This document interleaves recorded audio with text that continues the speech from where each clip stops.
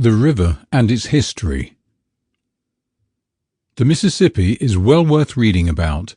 It is not a commonplace river, but on the contrary it is, in all ways, remarkable. Considering the Missouri its main branch, it is the longest river in the world, 4,300 miles. It seems safe to say that it is also the crookedest river in the world, since in one part of its journey it uses up 1,300 miles to cover the same ground that the crow would fly over in 675. It discharges 3 times as much water as the St. Lawrence, 25 times as much as the Rhine, and 338 times as much as the Thames. No other river has such vast a drainage basin. It draws its water supply from 28 states of the territories, from Delaware on the Atlantic seaboard, and from all the country between that and the Idaho on the Pacific slope. A spread of 45 degrees of longitude. The Mississippi receives and carries to the Gulf water from 54 subordinate rivers that are navigable by steamboats, and from some hundreds that are navigable by flats and keels.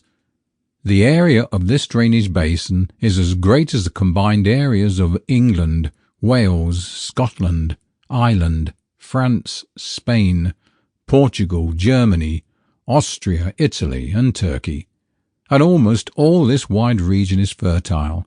The Mississippi Valley proper is exceptionally so. It is a remarkable river in this, that instead of widening towards its mouth, it grows narrower and deeper. From the junction of the Ohio to a point halfway down to the sea, the width averages a mile in high water.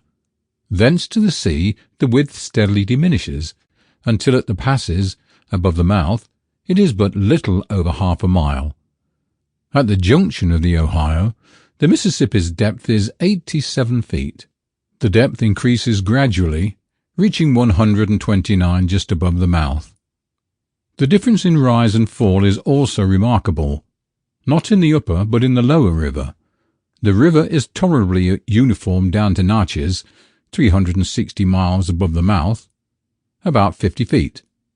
But on Bayou Forches, the river rises only 24 feet.